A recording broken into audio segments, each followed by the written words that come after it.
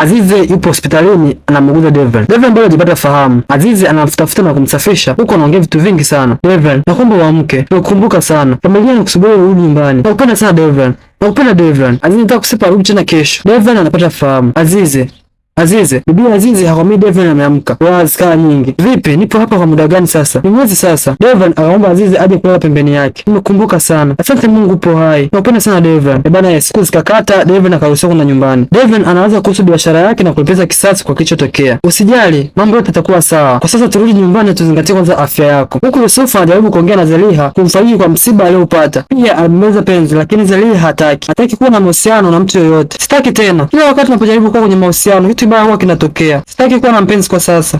Yusufu kinyonge akamwoa Aseb. Yusufu akiwa dukani bado anamwaza tu Zelia. Atashije bila mrembo wake. Akaribia mmoja aitwa Feruzi. Alitambulisha kwamba yeye ni rafiki yake Hasmet. Yusufu, sikufahamu ila nilikuwa nakusubiria. Kuna ujumbe wako hapa. Akampa barua kutoka kwa Hasmet. Miss Feruzi, nataka nikusaidie. Nataka kusaidia upate kazi nzuri na maisha bora zaidi. Yusufu akakataa kwamba ataendeleza biashara mjomba wake. Bia akampa business card kama atabadilisha mawazo yake atamtafuta. Devran anafika nyumbani, kumbukumbu ya vurugu zilizotokea kwenye ndoa yake zinarudi. Usijali, yashapita hayo. Wanaingia ndani. Azizi ajaribu kuficha ukweli yaliyotokea kwenye vurugu. Jema anamwambia ukweli. Devran, kama mjomba amefariki na pia hata mimba ya Mili zimetoka. Azizi ananiambia ukweli. Niambie kila kitu. Ni kweli. Tumempoteza mjomba. Alipata mshtuko wa moyo usiku ule ule. Devran akamwambia, Miriam na familia yake watalipa kwa hili. Watalipa kwa kila kifo na maumivu aliyosababisha. Hapana, hatolipiza kisasi. Hatoshughulika na hiyo kesi tena. Mama yake anamwambia kwamba wewe na Azizi mkao lazima mfe na wachukue kila kitu cha familia yenu. Biashara, hoteli, nyumba na magari. Na huyo Fred anamwita kaka yako amemwoa Miriam.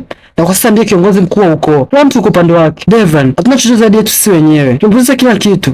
Kila kitu alichokuwa nacho Devran kimepotea angani. Azizi anajaribu kumtuliza kwamba yeye yupo na atalipita hili. Kikubwa uhai na uzima. Miss Feruzi anarudi na kuta binti yake Bahara anafanya party na rafiki zake. Wewe nini hiki? Basi mwambie usitumie pombe. Kumbuka unaumwa wewe. Hauko sawa. Naishi kama mzimu huko ndani. Nisile hiki, nisinywe hiki, usitoke, nisifurahi. Bwana nifurahi mara mwisho na nife. Angalau mwili wangu utafurahi kidogo. Nimechoka na haya maisha. Acha useme hivyo. Unaniumiza ujue. Bi mkubwa akasema zake ndani. Bi Feruzi asimali barua amepewa na Yusufu. Yanamshinda anaingia uani kulia. Mimi kidogo anashuhudia mama yake anaingia uani kulia. Anaita barua ya Hasmet kitandani. Anachukua na kuanza kuisoma. Na leo fahamu kweli Hasmet mjomba wake Yusufu, baba yake mzazi. Kimeumana. Dogo rafai baada ya kujua ukweli. Usisahau kusubscribe, kulike, kushare, kucomment. Huyo wa kwanza kupata video zetu kila tunapozi upload.